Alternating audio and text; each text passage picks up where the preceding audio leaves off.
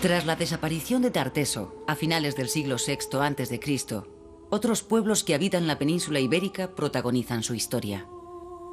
Muchos son prácticamente desconocidos por los españoles actuales, salvo en algunas localidades de su remoto origen. Y sin embargo, en ellos se encuentran muchas de las características que han jalonado la forma de ser de los habitantes de la península ibérica y han construido su peculiar historia.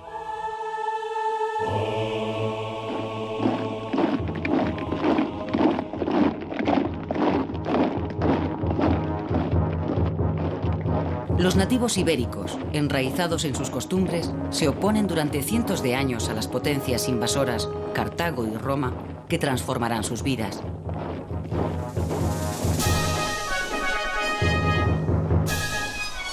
Y en la resistencia se forjan las gestas, los hechos resonantes que han prolongado sus ecos por las voces de los profesores en los oídos infantiles de muchas generaciones. Sagunto, Numancia, Viriato, heroicidad y valentía, tragedia y sangre. Pero más allá de los hitos, la historia intenta hallar el sendero adecuado en el laberinto del mundo prehispánico, pleno de enigmas, de diferentes caminos, de pueblos que se entrecruzan en Iberia. Turdetanos, bastetanos, oretanos, carpetanos... El nombre que los comerciantes griegos dieron al conjunto del territorio peninsular por la forma como llamaban a uno de sus ríos, Iber, el Ebro. Historiadores, geógrafos y literatos clásicos rememoran las características de estos pueblos prehispánicos antes de su conquista.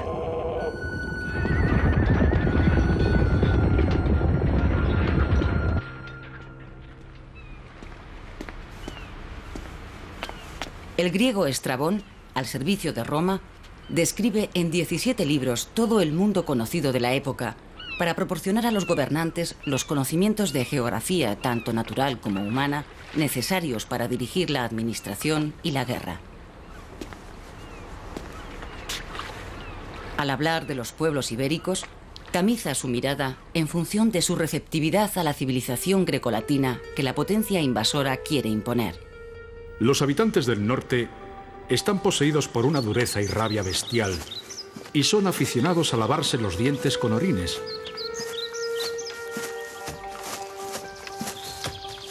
Mientras los turdetanos, herederos de los tartesios, son de costumbres dulces y cultivadas. Tienen fama de ser los más cultos entre los iberos. Poseen gramática y escritos de antigua memoria, poemas y leyes en verso que ellos dicen de 6.000 años.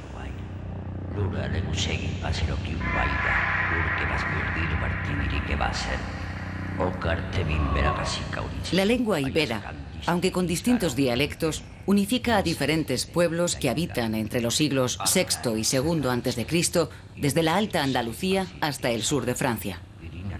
Desarrollan su escritura, que consta de 28 signos alfabéticos y silábicos de procedencia fenicia y griega, que a pesar de las investigaciones realizadas, todavía solo podemos leer, pero no interpretar.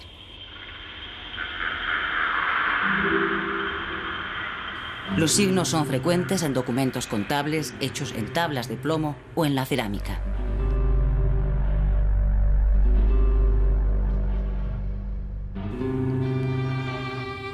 Cultura abierta, mediterránea. En Cataluña, el Valle del Ebro, Valencia, el sudeste, la Alta y la Baja Andalucía, se construyen ciudades, aparecen poblados, se realizan bellas esculturas, se emplean tornos de alfarero y se generaliza el uso del hierro.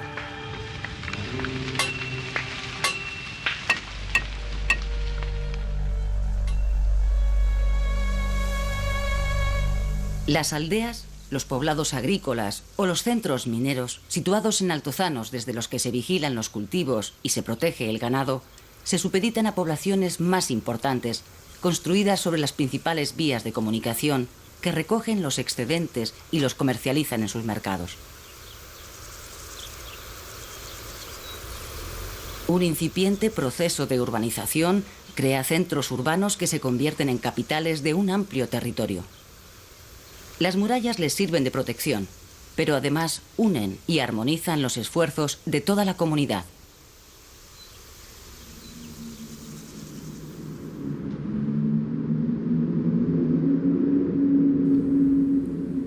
urbanismo es aún poco complejo. Apenas hay diferencias arquitectónicas entre unos espacios y otros. No hay palacios, ni teatros, ni grandes almacenes o edificios públicos.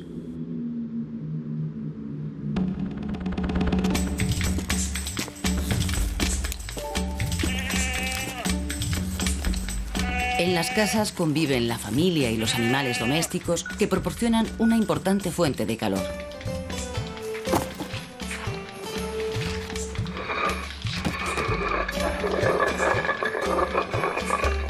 Todo se produce en el propio hogar. Vestidos, calzados, muebles, herramientas.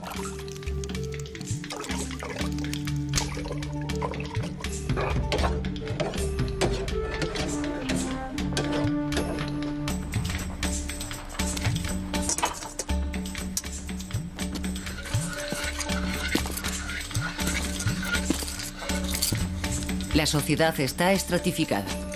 En la cúspide, los propietarios que se afanan en acumular más y más tierras. Bajo ellos, otros hacendados más modestos, los comerciantes y los artesanos. Y al fin, los desheredados, peones que trabajan a las órdenes de capataces en los campos o en las minas, y algunos esclavos, producto de botines de guerra.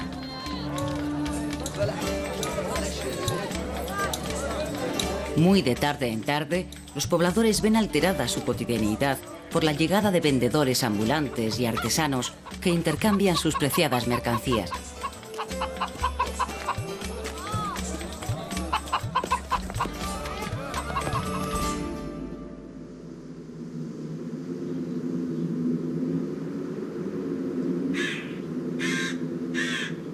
La agricultura y la ganadería son la base económica de la sociedad ibera. Olivos, vides, árboles frutales, hortalizas, cereales salpican el paisaje mediterráneo en el que viven.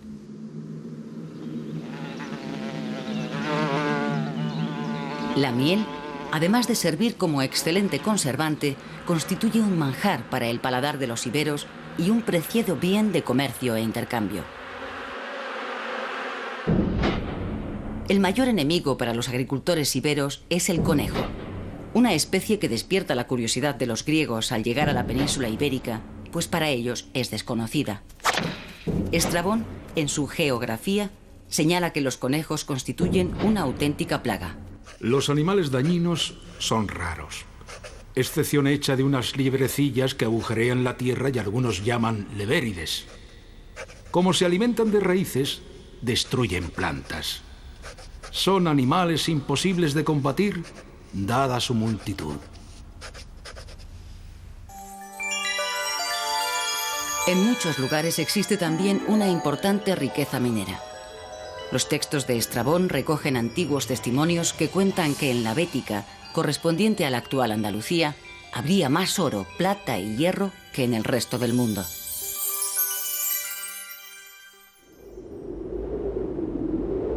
La naturaleza es, además, para los iberos, lugar de culto, de adoración. Los santuarios se sitúan en lugares privilegiados donde la geografía muestra su magnificencia, donde el entorno dimensiona al hombre y refugia los anhelos de los poderes sobrenaturales. Bosques, cuevas, promontorios guardan los deseos de bienestar, salud e inmortalidad. Los iberos colocan en esos enclaves figuritas y exvotos, a veces solo trozos, una mínima escultura que representa la pierna dañada, la mano herida, el rostro de la persona enferma, el animal doméstico necesario para cultivar la tierra. Otras veces, la representación de la figura humana se abstrae o esquematiza para pedir buenas venturas, fertilidad, descendencia.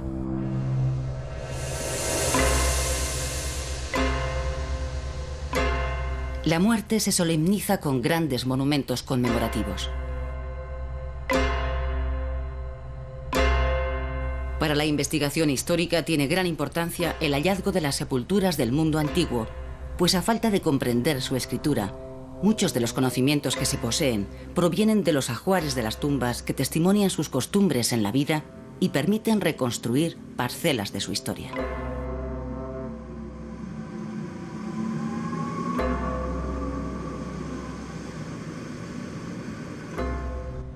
El arte perpetúa la ideología de reyezuelos, príncipes o jefes que reclaman para sí el designio de los dioses.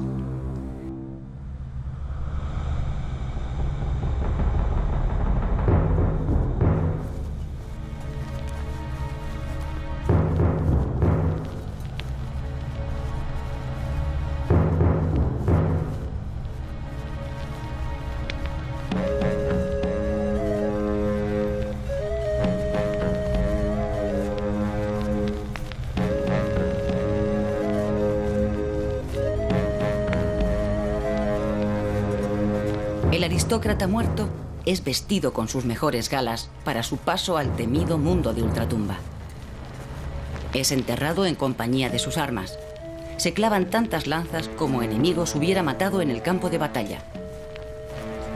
Representaciones esculpidas de animales mitológicos y reales, esfinges y leones, caballos y lobos, grifos y toros, ensalzan el valor del héroe.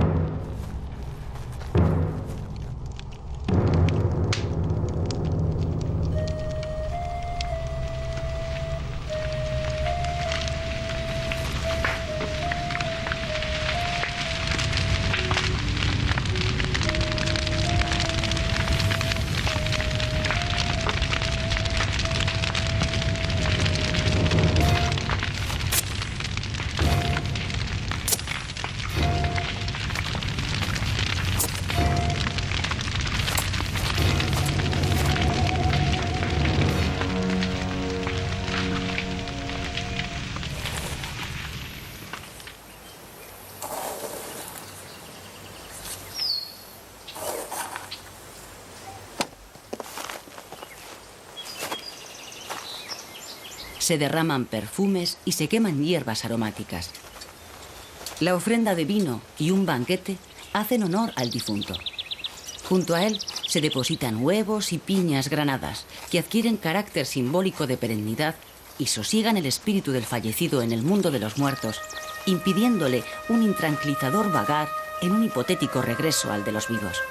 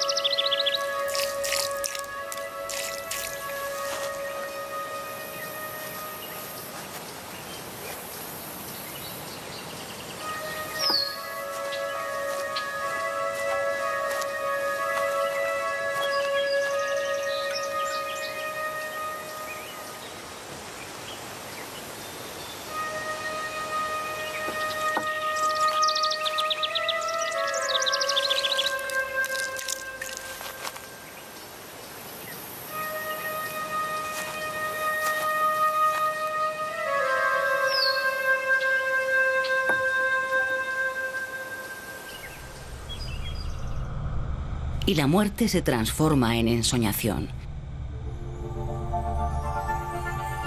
Y los artesanos se inspiran en la realidad para idealizarla, y de la talla surgen damas fascinantes, mujeres ante las que solo cabe la adoración, diosas madres que desentierran las expresiones y los sentimientos iberos para hacerlos inmortales en el tiempo.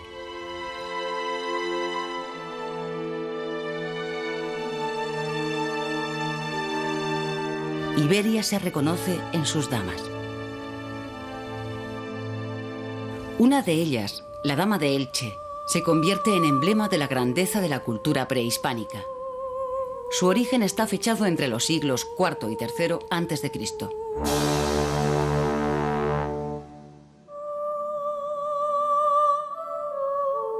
Descubierta en 1897 por Manuel Campello, pocos días después, la escultura es vendida al hispanista francés Pierre Paris.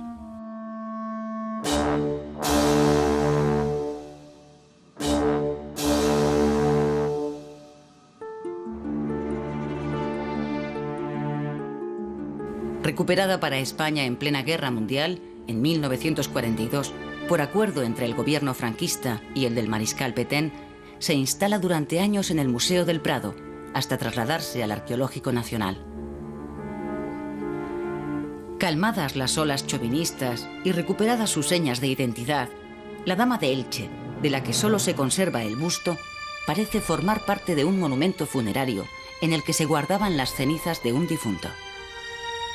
Admirada gracias a la perfección de sus trazos y a su primitiva belleza por artistas como Picasso, la Dama de Elche engrandece la historia de los antiguos iberos, capaces de expresar con el arte las más profundas emociones.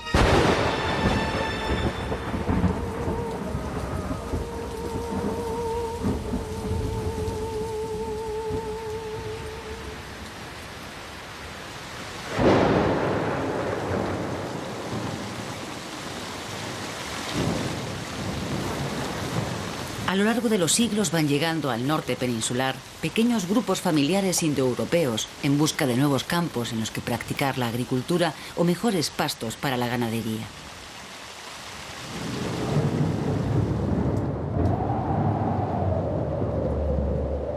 En su peregrinar hasta sus lugares de asentamiento definitivo, van mezclándose con otras poblaciones nativas, intercambiando pensamientos y adaptando su idiosincrasia con nuevas formas de vida.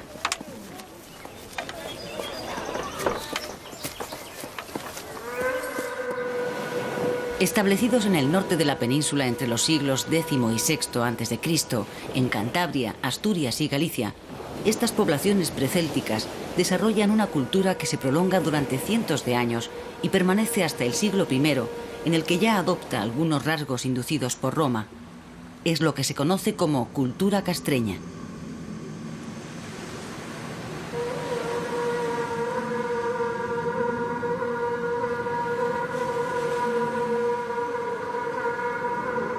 Los galaicos, que habitan en el noroeste peninsular, astures y cántabros en el norte, hermanan tradiciones. Los castros suelen contar con 1 centenar o 2 de habitantes. La tierra es propiedad de la comunidad, pero los rendimientos agrícolas son escasos y los intercambios entre poblaciones no son muy frecuentes. La solidaridad entre los miembros del propio grupo garantiza la supervivencia. Solo las armas, algunos enseres domésticos, aperos de labranza, adornos y joyas pueden pertenecer al ámbito individual o privado. Pero a pesar de un cierto igualitarismo, se ha podido comprobar que las sociedades norteñas están jerarquizadas y no todos los miembros de la comunidad tienen el mismo estatus social o económico que otros.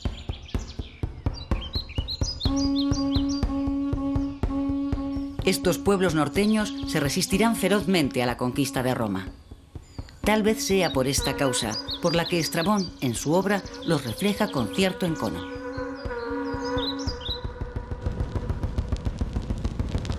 Comen sentados sobre bancos construidos alrededor de las paredes, alineándose en ellos según sus edades y dignidades. Los alimentos se hacen circular de mano en mano. Mientras beben, danzan los hombres al son de las flautas y trompetas, saltando en alto y cayendo en genuflexión.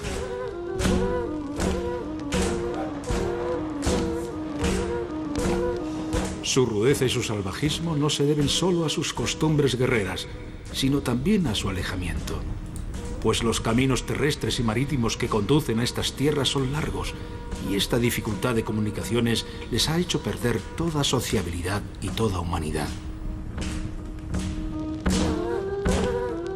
Viven con mucha austeridad, hacen una sola comida al día y duermen sobre jergones de paja. Viven sin preocupaciones porque dejan transcurrir su vida sin más apetencia que lo imprescindible. Viven en ginecocracia, bajo el mando de las mujeres, un régimen no muy civilizado.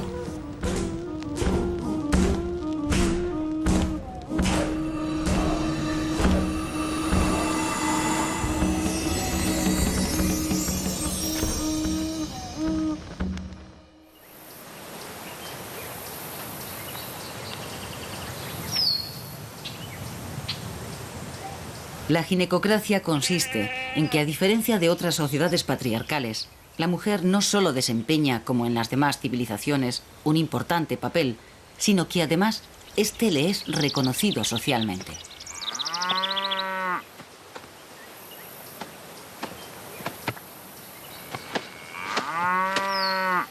La mujer norteña alcanza una gran independencia en su relación con los hombres. Son las herederas de los bienes. Cuando se casan reciben una dote como valoración de la alta estima en que se las tiene. Su libertad no las excluye de tener que realizar diariamente gran cantidad de trabajos. Cultivan la tierra, efectúan la recolección, atienden las tareas del hogar, cuidan de los hijos, se ocupan de los animales domésticos y de vez en cuando remueven y escarban en las aguas de los ríos para intentar conseguir oro.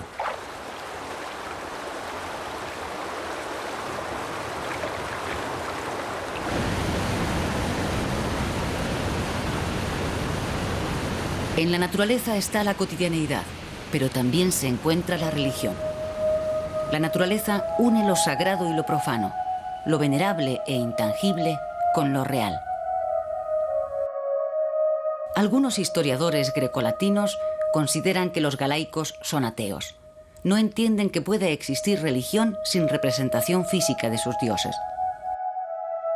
Los galaicos no tienen necesidad de ello porque los dioses están inmersos en los bosques, en los misterios de las plantas, en el secreto de las sendas.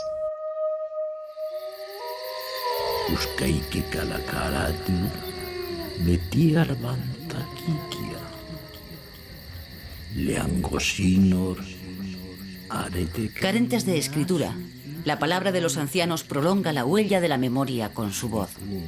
Y los oídos de los niños y de los jóvenes guardan la historia y acogen la tradición.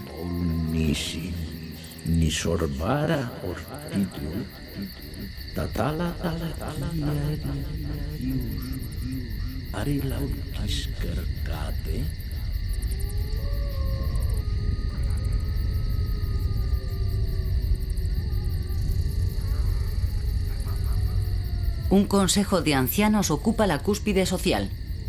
En Cantabria, los hombres al envejecer, cuando ven que su fuerza física ha disminuido y que no pueden guerrear, prefieren suicidarse a convertirse en una pesada losa para la familia.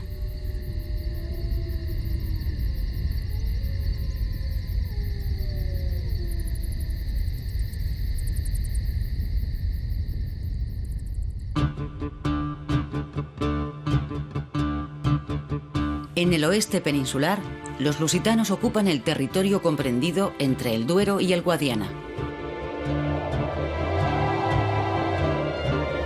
Hablan una vieja lengua derivada del indoeuropeo anterior al celta.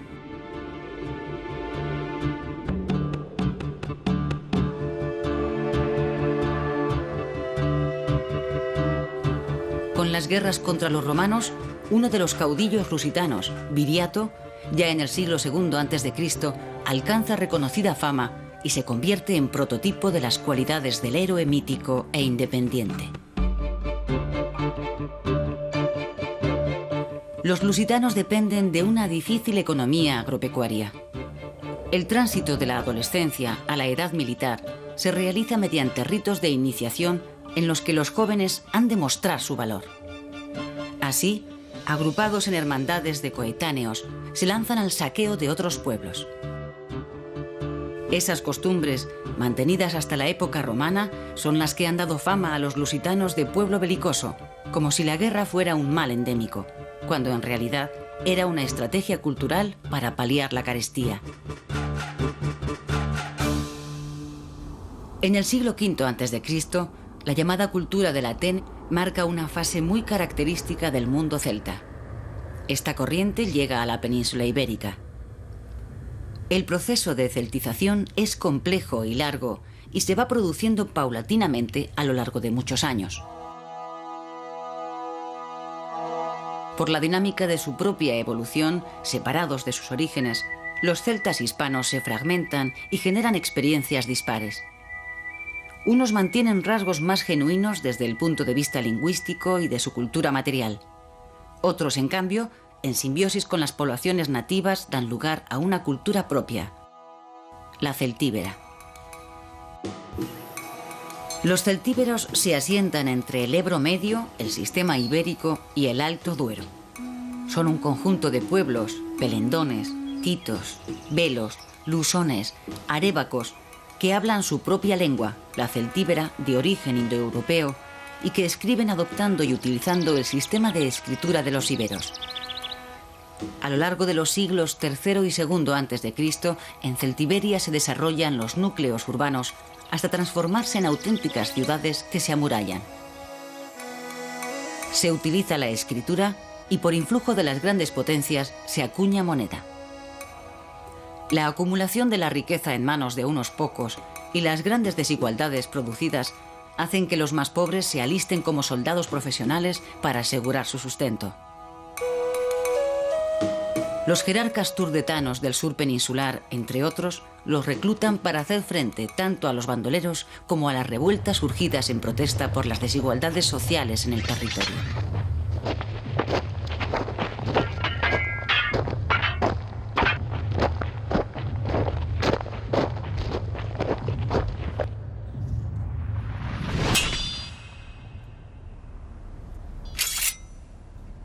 Son crueles en sus costumbres hacia los malhechores y enemigos, pero honorables y humanos con los extranjeros. Aquellos que llegan ante ellos los invitan a detenerse en sus casas y se disputan entre sí por la hospitalidad. Y aprueban a todo aquel que atiende a los extranjeros, considerándolo amado por los dioses.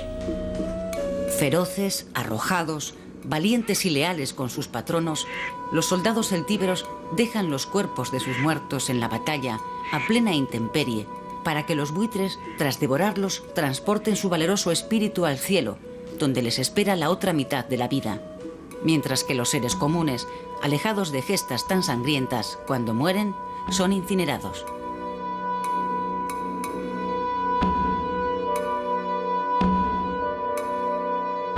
Los vacéos, vecinos de los celtíberos e igualmente de raíces célticas, se dedican a la agricultura intensiva y abastecen a poblados o ciudades celtíberas como Numancia. Para los vacéos, de la misma manera que para los pueblos norteños, la tierra pertenece a la colectividad. Sus frutos y cosechas se almacenan en silos y cada miembro de la comunidad coge lo que necesita. En el territorio de las actuales provincias de Ávila, Salamanca y Zamora, los vetones, también de origen indoeuropeo céltico, sortean las dificultades geográficas para cuidar y proteger sus rebaños. La ganadería es todo para ellos, y su forma de vida se idealiza y representa.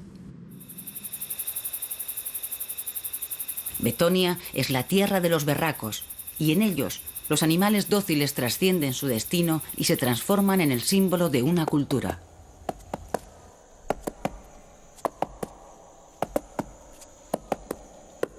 Al frente de la sociedad vetona se sitúa una minoría guerrera que posee excelentes caballos y armas. El caballo es un animal fundamental para los vetones en el paisaje en el que transcurren sus vidas. Su posesión, uno de los más preciados bienes. Enterrados en el ajuar funerario de las clases privilegiadas, destacan los bocados y espuelas de sus caballerías.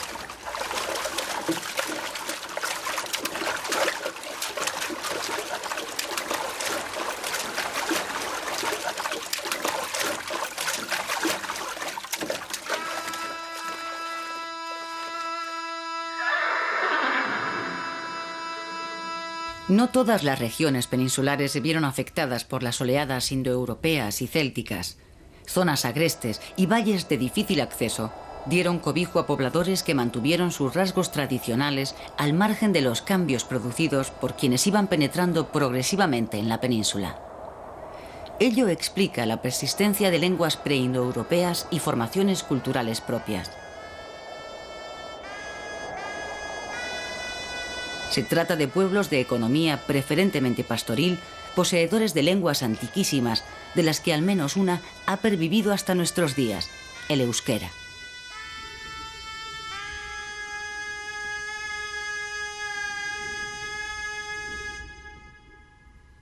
Los vascones ocupaban la actual Navarra y parte de Aragón.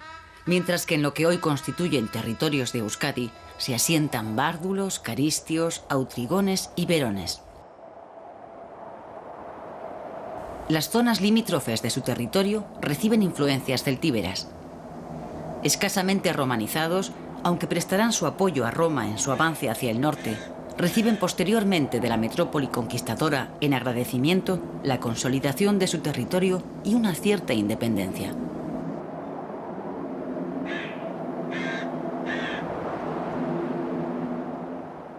Muchos de los pueblos que protagonizan en Iberia la transición de la Edad del Bronce a la Edad del Hierro mantienen contactos e intercambios entre sí que se prolongan hasta entrada la época romana.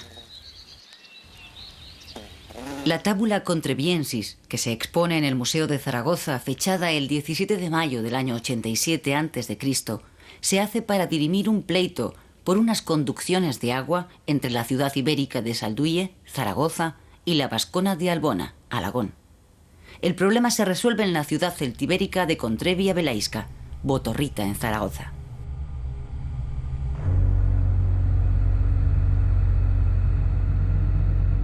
Las potenciales riquezas de los pueblos prehispánicos son también, junto al origen de su bonanza, la semilla de sus sufrimientos. A partir del siglo III a.C., los poderosos imperios de Cartago y Roma fijan su mirada en ellas.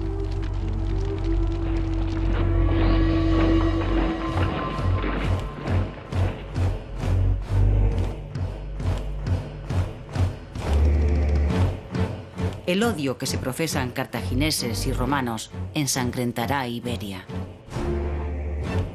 Las guerras púnicas, en las que Roma y Cartago luchan por la supremacía política durante cerca de 100 años, convierten al Mediterráneo en escenario de una auténtica guerra mundial de la época.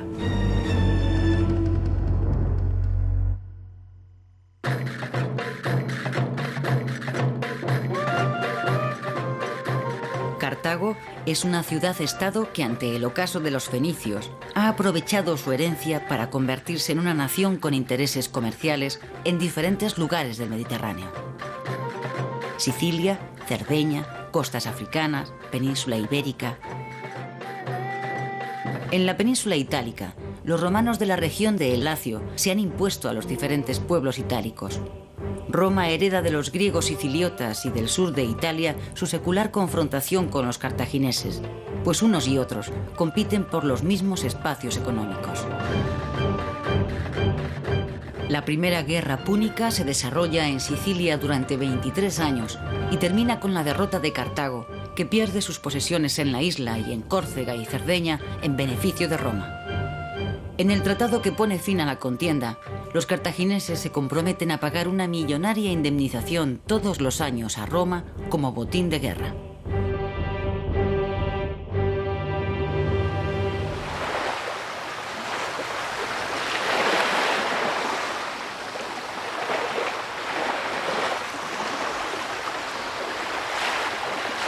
Cuatro años después de finalizar la primera guerra púnica, en el año 237 a.C., los cartagineses desembarcan en Cádiz. A su frente, uno de sus más prestigiosos generales, Amílcar, de la familia Barca.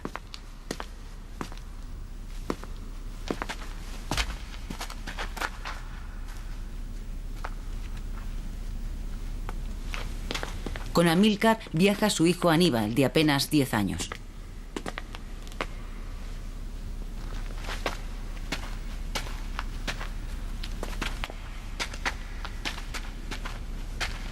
Según cuentan las fuentes históricas clásicas, su padre le ha conminado a hacer un juramento de odio eterno a los romanos.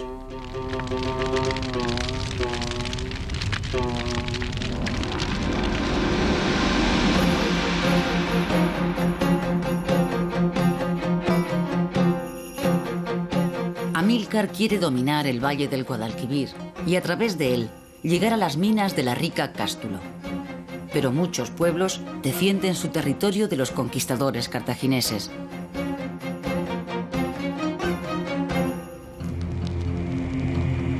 Dos jefes iberos, Histolacio e Indortes, se enfrentan con sus guerreros al poderoso ejército púnico. Histolacio muere en la batalla Indortes es capturado y después de dejarle ciego, sometido a crueles torturas antes de crucificarlo. Amílcar aplica una implacable represión que alterna con periodos de política más benévola para atraerse a los nativos. Incorpora en sus filas a miles de los prisioneros hechos para que fortalezcan su ejército. Tras derrotar a los diferentes pueblos indígenas, se dirige hacia las costas levantinas, donde funda Acraleuque, en la actual Alicante, como centro de operaciones.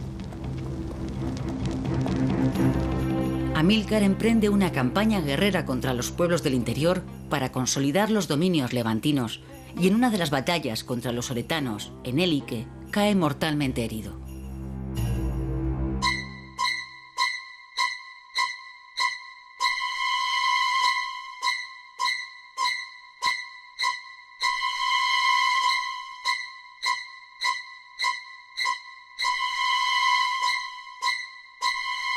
Le sucede por aclamación del ejército su yerno Asdrúbal, que derrota a los oretanos y venga la muerte de su antecesor. Más político que él, se casa con una princesa indígena, granjeándose la amistad de las clases dirigentes de los pueblos ibéricos. La aristocracia ibera, deseosa de mantener sus privilegios, acepta la política conciliadora del general cartaginés y le reconoce como jefe de los iberos. En uno de los puertos naturales más impresionantes de todo el Mediterráneo, Asdrúbal funda la ciudad de Kart Hadast, Cartago Nueva, con el anhelo de que su reflejo proyecte el poder de Cartago en Iberia. En la actualidad, 20 y tantos siglos después, todos los septiembres de cada año, Cartagena recuerda con regocijo y orgullo su pasado cartaginés. Las fiestas se disfrazan de antigüedad y la población rememora más allá del tiempo épicas remotas. La ciudad de Cartagena llega a tener, en época tan antigua como el siglo III a.C., 40.000 habitantes, de los que más de 2.000 son artesanos, marinos o trabajadores especializados. Desde Cartagena, los cartagineses controlan las minas de plata de la región, las explotaciones de sal, las industrias de salazón y los cultivos de esparto, y tienen un excelente puerto para albergar su flota y astilleros para aumentarla. Asdrúbal paga puntualmente las compensaciones acordadas a los romanos y aplaca la inquietud de estos ante los avances cartagineses, firmando un tratado con Roma que sitúa al río Ebro como límite de las ambiciones de Cartago en Iberia. Pero el tratado es imperfecto. Algunas ciudades, como Sagunto, vinculadas por intereses económicos y comerciales con los griegos a través de Marsella, quedan aisladas bajo el área de influencia de Cartago. 5 años después de la firma del acuerdo, Asdrúbal es misteriosamente asesinado en sus aposentos por un esclavo.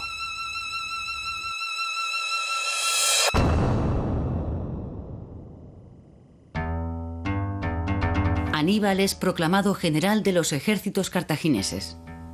Sus marchas guerreras le proveen de botines, nuevos tributos de las poblaciones sometidas, soldados y esclavos para el duro trabajo en las minas.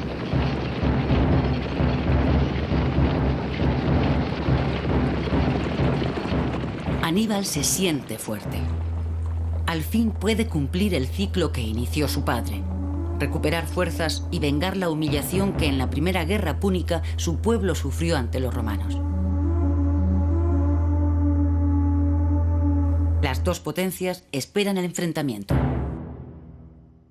Solo necesitan un pretexto que desate las hostilidades. Ese es Sagunto. Unos leves incidentes de los saguntinos con poblaciones vecinas bajo dominio cartaginés deciden a Aníbal a conquistar la ciudad que por el tratado firmado con los romanos queda bajo su ámbito. Roma prefiere que Aníbal consuma su propósito y así hallar la excusa moral que justifique enfrentarse a Cartago. La ibérica Sagunto es sacrificada. Tras sucumbir, después de 8 meses de resistencia, Roma declara la guerra a Cartago. Abiertas nuevamente las hostilidades con Roma, Aníbal inicia la gesta que determinará el halo épico con el que le envuelve la historia.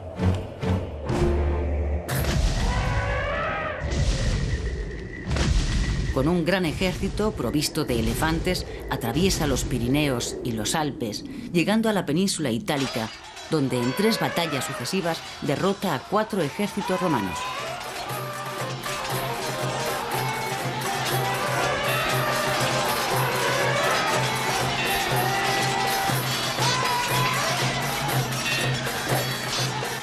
Roma, amenazada, valora la importancia que para la estrategia cartaginesa tiene la península ibérica y contraataca. Un ejército al mando de los hermanos Publio y Gneo Cornelio Escipión desembarca en Ampurias. Desde entonces, las fuentes latinas denominan a las tierras ibéricas Hispania. Los romanos se presentan a los pueblos nativos como libertadores frente al dominio cartaginés. Encuentran apoyos en importantes reyezuelos iberos como Indíbil y Mandonio, caudillos de los Ilergetes, o Edecón, rey de los edetanos.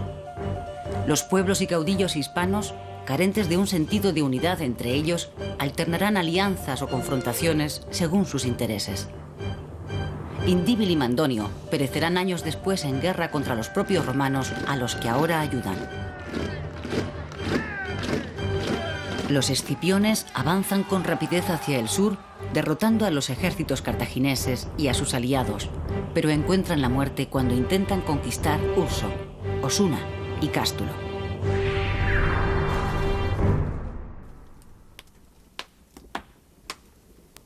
Dos años después, desembarca en Hispania el hijo de Publio, Publio Escipión, el africano. Conquista Cartagena, con lo que Aníbal pierde el importante puerto desde el que llegaba el apoyo de su campaña en Italia. Luego caen los últimos reductos cartagineses en el valle del Guadalquivir.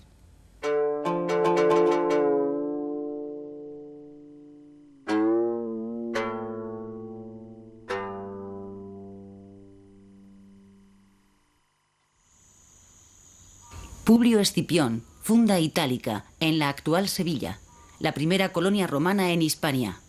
A sus habitantes se les otorga el estatus de ciudadanos romanos de pleno derecho. La ciudad de Cádiz, de tradición púnica, amedrentada, pacta con los romanos. La aristocracia fenicia de la ciudad suscribe un tratado de amistad con Roma y se convierte en su aliada.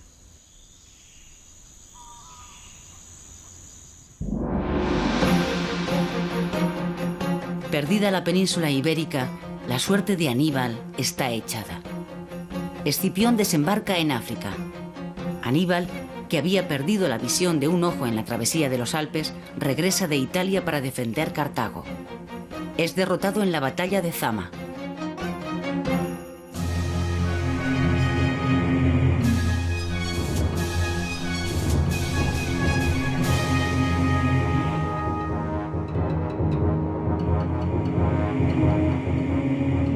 Regresa a una Cartago humillada y nuevamente endeudada por las indemnizaciones que tiene que pagar a Roma.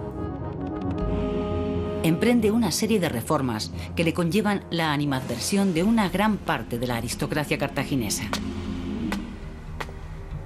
Roma pide su entrega. Aníbal, perseguido, se refugia en Siria y en Bitinia. Pero acosado por los romanos, antes de caer preso, se suicida. El declive de los ojos de Aníbal en los lejanos confines del Oriente Medio, 55 años después de su llegada a las tierras hispánicas, sofoca su desasosegado espíritu, incendiado por su odio a Roma, y le evita la angustia de contemplar la eclosión de un nuevo orden en el mundo.